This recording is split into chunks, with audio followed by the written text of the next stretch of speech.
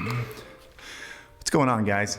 Quick question for you. If you had to guess, without looking, by the way, how many YouTube channels would you say Tim the Tatman has? Give it a second. I'll give you like 2 more seconds. 5. He has 5 YouTube channels. I don't know, 5 just seems a little excessive to me, but I do think over the next couple of years, we're gonna see a lot more content creators, especially live streamers, starting a second YouTube channel, or maybe even a 3rd YouTube channel, just because it's an awesome way to get your content discovered, and it's a great way to multiply your revenue like 2 to 3 times without doing nearly any extra work. So let's talk about it.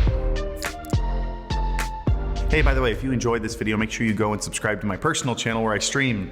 Yeah, I'm wearing the sweatshirt today, actually. Here on YouTube, youtube.com/HarrisHeller. I'll see you over there. I usually stream every Monday, Wednesday, Saturday. At least I will when I finish my stream room over there, hopefully this week. All right, look, I think this topic has a lot of potential to be one of the most helpful videos on this channel, especially moving forward into 2022, talking about the meta and what the platform is gonna look like. So we're gonna make this one a 2-parter. Twitch and just live streaming in general has changed a lot this year. We're seeing the largest viewership drop of live streaming that there's ever been. And thanks to the Twitch payout leaks, we've also learned that in order to make just the median American household income, you have to be in the top 0.02% of live streamers. I hope that doesn't deter you, by the way. That wasn't the point of anything I was saying. The point is, the sooner you recognize how steep the climb ahead of you is, the sooner you're gonna start looking for better ways to do things. So here's the deal. There are 2 main things, 2 proven strategies that work on social media that I want to talk with you about that the majority of live streamers still don't do,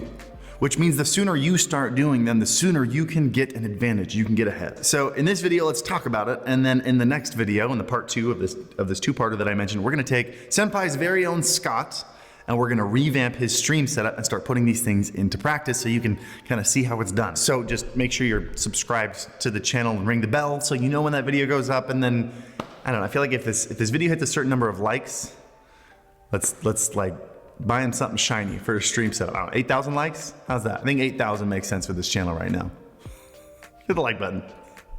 So let's jump into it. Let's go over the 2 things that are the very near future meta of live streaming, things you need to be working on now. Very first thing, if you started optimizing your content, I don't mean making more content, I mean taking the content you're already making and optimizing it a little bit better, you would get discovered way faster and you would make way more money. And if you're sitting there thinking, Harris, I don't know what video optimization is, that sounds really complicated, it's not. It's actually very simple, very easy. Let me explain it over the next like minute and a half. By the way, Scott, I'm texting you guys right now saying I'm halfway done filming.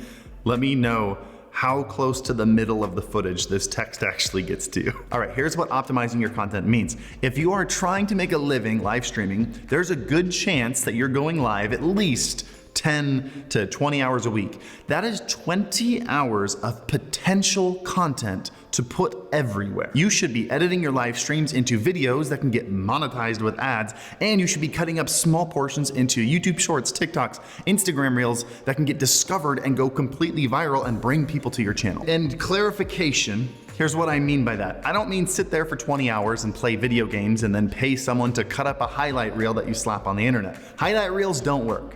Unless you're top 10, like Tim the Tatman, highlight reels don't work. No, I'm talking about intentionally planning your live streams around stuff that would make really good content. Okay, let me share with you a scenario, and then I'm gonna give you some ideas to make this process a lot easier. Before every stream, come up with an idea that you can do on stream for 30 minutes, and then you can cut that down into a 10-minute video that you can upload to YouTube.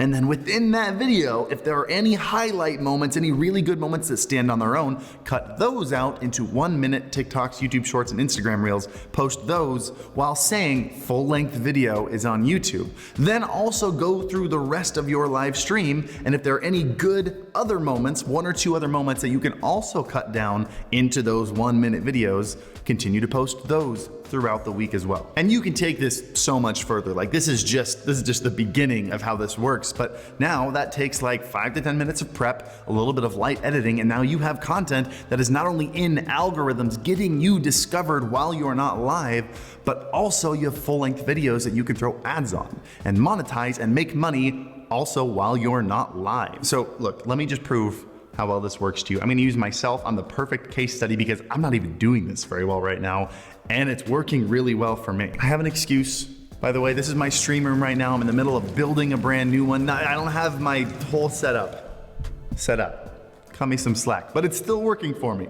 Let me show you. Throughout the week, if there's ever an interesting conversation topic that comes up, I write it down in a note on my phone. And then during the stream that week, I have that note in front of me and I make sure I hit all of those conversation topics and I talk for like 2 to 3 minutes on them. Then Scott cuts it down. He adds some text. It takes him like, I don't know, 5 minutes, 10 minutes. Scott, how long does it take you? I don't know. Rough cut, maybe 5 minutes. Subtitles, 10 minutes.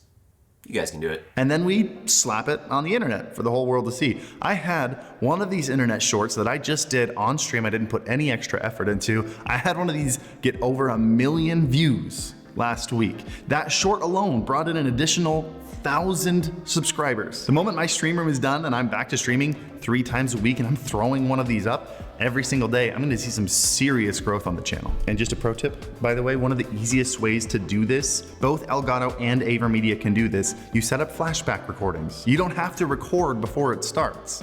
You just, whenever something happens on stream that you're like, oh, that'd be a really good short or a really good TikTok, you hit the flashback recording button, it retroactively records everything, and then you edit it. Every time, set up flashback recording, best thing you can do for your growth. Oh, and by the way, if you'd like to see how to actually set that up, Sam has a whole video on it on his channel, so I'll link to that down below. Look, all I'm saying is there's a reason Valkyrae and Courage and Pokimane have multiple channels, usually their second one just being stuff that happens on stream.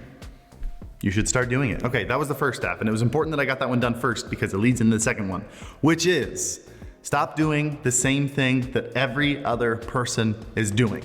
Let me elaborate. I need you, listen, come here. I need you to consider something.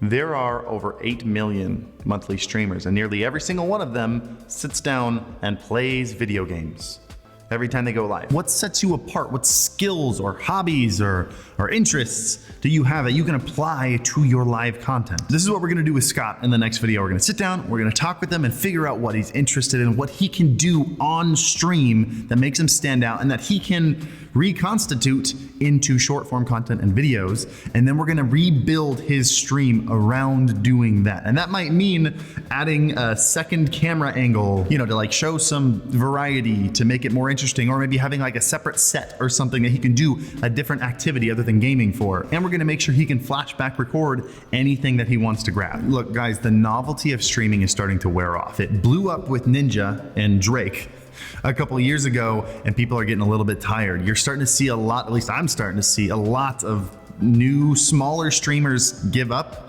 and quit streaming, while at the same time, in contrast, we're seeing a lot of big content creators start to add streaming for supplementary content so that they can do this, so they can make stuff very easily and quickly that they can slap on a separate channel and then double or triple their ad revenue by just making easy content. 10 out of 10 would highly recommend. So hit the like button because you're still here. So I know you liked the video. Hit the like button, subscribe to my personal channel, and jump into my live stream. We'll talk more about this. And as always, happy streaming.